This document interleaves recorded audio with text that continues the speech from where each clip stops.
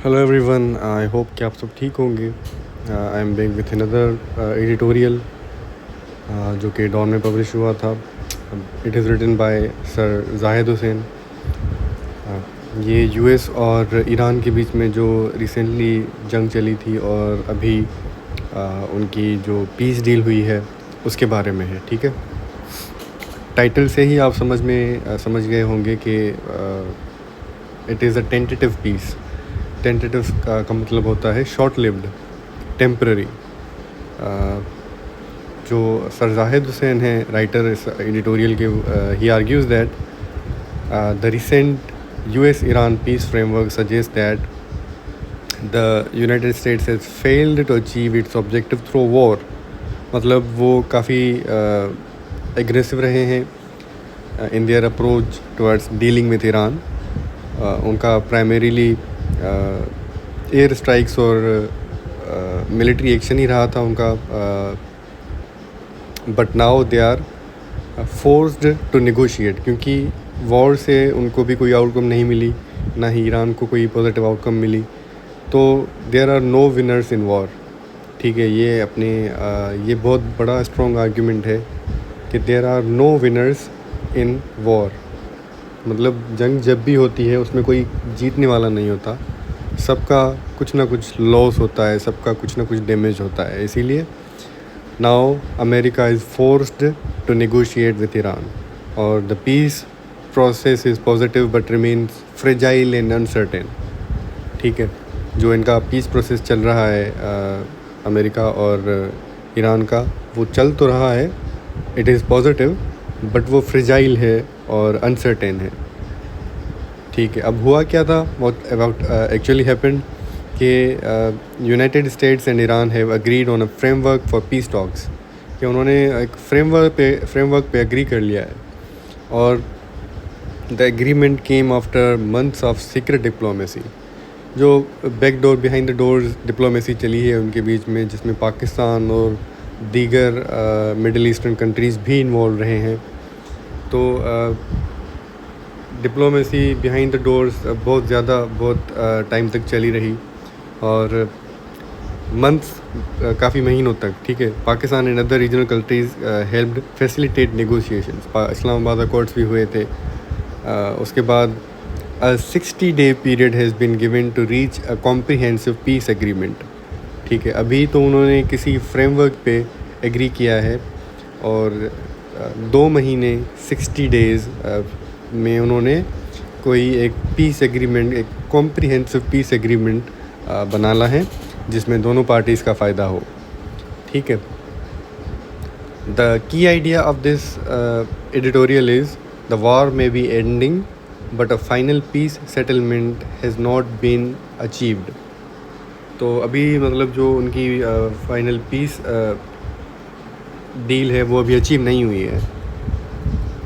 अब आते हैं, why does the writer say the US has lost. ठीक है, according to the writer, US का जो ऑब्जेक्टिव फेल हुआ है, US wanted to weaken Iran militarily. ठीक है, उन्होंने काफ़ी न्यूक्लियर फैसिलिटीज़ पे अटैक किया था और उनके जो ईरान के कुछ लीडर्स वगैरह थे मिलिट्री और पॉलिटिकल, उन पे भी अमेरिका ने हमला किया था। America hoped economic pressure and military action would force Iran to surrender, but ऐसा हुआ नहीं। Despite attacks and sanctions Iran did not capitulate. ठीक है, उसके बाद जो एविडेंस है वो क्या मेंशन करता है, ईरानियन इंफ्रास्ट्रक्चर वाज डैमेज्ड, कि ईरान को इंफ्रास्ट्रक्चर वाला नुकसान उठाना पड़ा। उसके बाद important military leaders were eliminated और ईरानियन पोर्ट्स वर ब्लॉकेडेड, येट ईरान रिमेन्ड रेजिलिएंट। अब यहाँ पे ईरान डिज़र्व करता है बहुत ज़्यादा प्रेज़, क्योंकि ईरान ने बहुत ज़्यादा रेजिलियंस शो की है ड्यूरिंग दीज मंथ्स। ठीक है, इस ही रेजिलियंस की वजह से अमेरिका को झुकना पड़ा और एक नेगोशिएशन और पीस फ्रेमवर्क के लिए एग्री करना पड़ा। ठीक है, जो कि विद इन 60 डेज़ उन्होंने एक कॉम्प्रिहेंसिव डील के तौर में एक शेप में उसको आगे रखना है, आगे प्रेजेंट करना है। डोनाल्ड ट्रंप ने मिसकैलकुलेशन की थी। ये वाला आर्टिकल जो है it argues that president Trump underestimated Iran से ability to endure pressure and he expected a quick victory. Instead हुआ क्या असल में, मतलब वो एक्सपेक्ट कर रहा था कि ईरान जो है वो जल्दी डिसमेंटल हो जाएगा, बट ऐसा हुआ नहीं। The conflict became costly and politically damaging for America. अब इससे अमेरिका के अंदर खुद इन्फ्लेशन बढ़ी थी, ग्लोबली भी, अमेरिका के अंदर भी। और जंग के सबसे बड़ा लॉस ये होता है कि उसकी इकोनॉमिक कॉस्ट बहुत ज़्यादा अनबेरेबल होती है, और पब्लिक अप्रूवल भी उनका फेल हो रहा था, और जो ट्रम्प के सपोर्टर्स थे वो भी डिवाइड हो रहे थे, because this is not America's war to fight. ठीक है, ये हाईलाइट कर रहा हूँ मैं। ठीक है, अब इसमें पाकिस्तान का डिप्लोमेटिक रोल भी था। Pakistan helped both parties to negotiations. Pakistan ने इस्लामाबाद टॉक्स को होस्ट किया और worked with different Gulf countries and regional actors and kept diplomatic channels open. अब अक्सर औकात ये होता है कि जब जंग चलती है तो डिप्लोमेटिक चैनल्स जो होते हैं वो बंद हो जाते हैं, बट पाकिस्तान का ये एक इम्पोर्टेंट रोल है, एक इम्पोर्टेंट स्टेप था कि उन्होंने डिप्लोमेटिक चैनल्स को ओपन रखा फॉर बोथ पार्टीज़। ठीक है,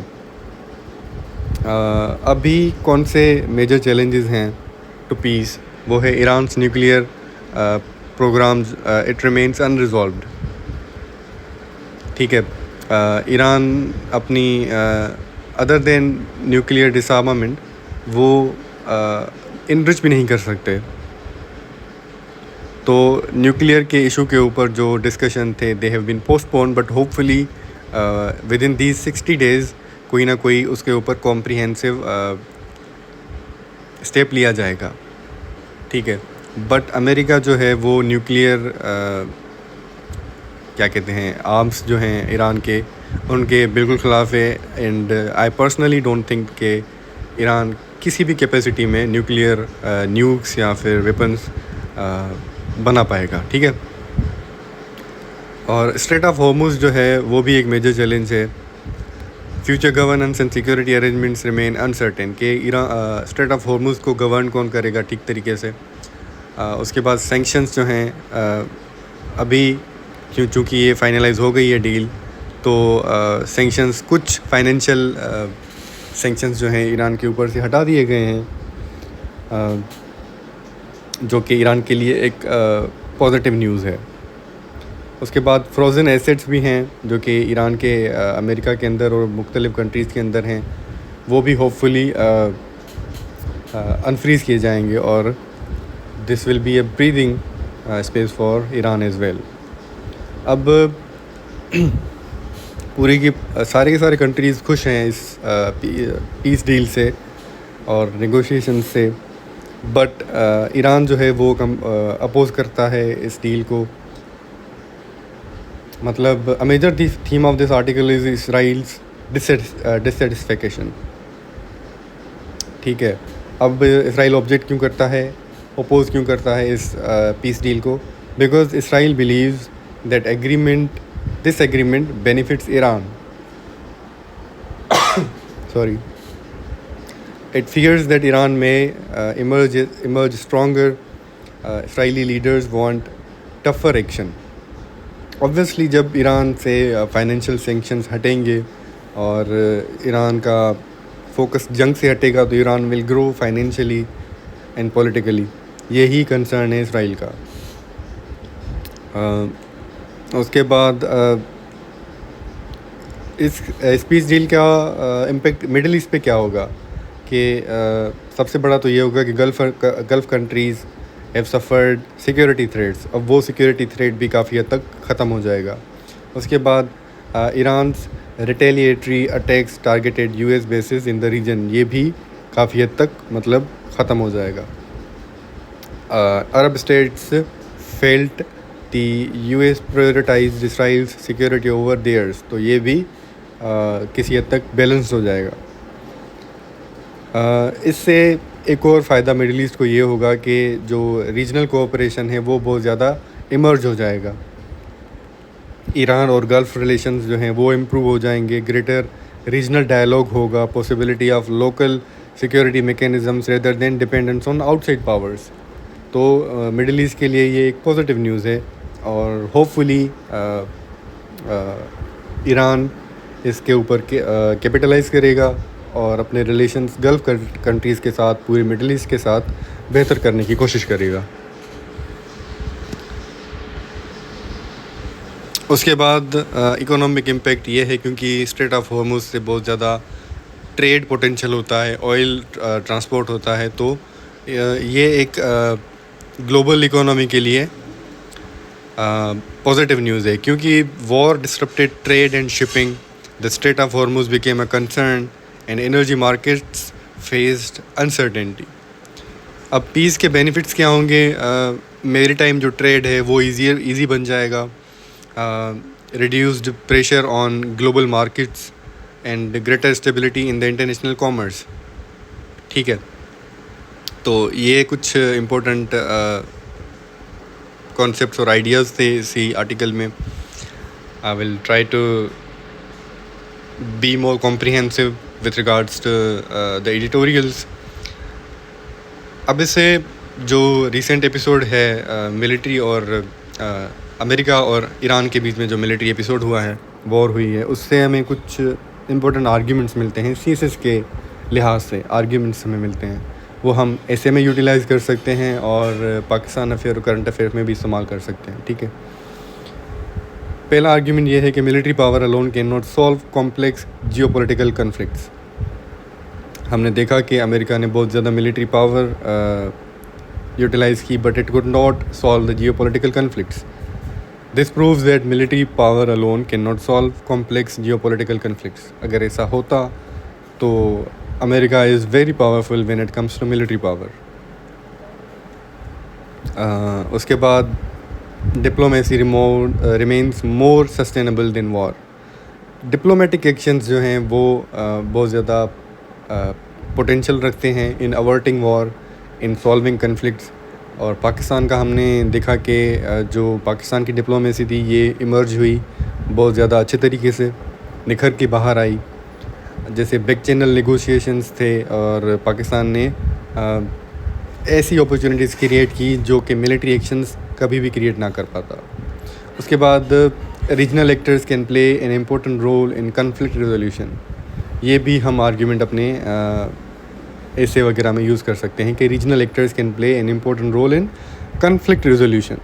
उसके बाद Pakistan mediation efforts helped keep communication open. Lastly long term peace requires addressing root causes not merely ending hostilities. अब हमें अगर सस्टेनेबल लॉन्ग टर्म पीस चाहिए तो we have to address the root causes. जो ईरान के बीच में और अमेरिका के बीच में रूट कॉजेज़ हैं, रूट कन्फ्लिक्ट्स हैं, जो कि आइडियोलॉजी के हों, पॉलिटिकल हों, मिलिटरी हों, कोई भी हों, तो they have to address the root causes. और उनकी जो मिलिट्री डील है, पीस डील है, वो भी रूट कॉजेज़ को एड्रेस करे, तभी वो पीस लास्टिंग होगा। इसीलिए the writer has written tentative peace. ठीक है, जब तक रूट कॉजेज़ एड्रेस नहीं होंगे तब तक वो पीस टेंटेटिव होगा। होपफुली आपको ये समझ में आ गया होगा editorial. I will see you in another video.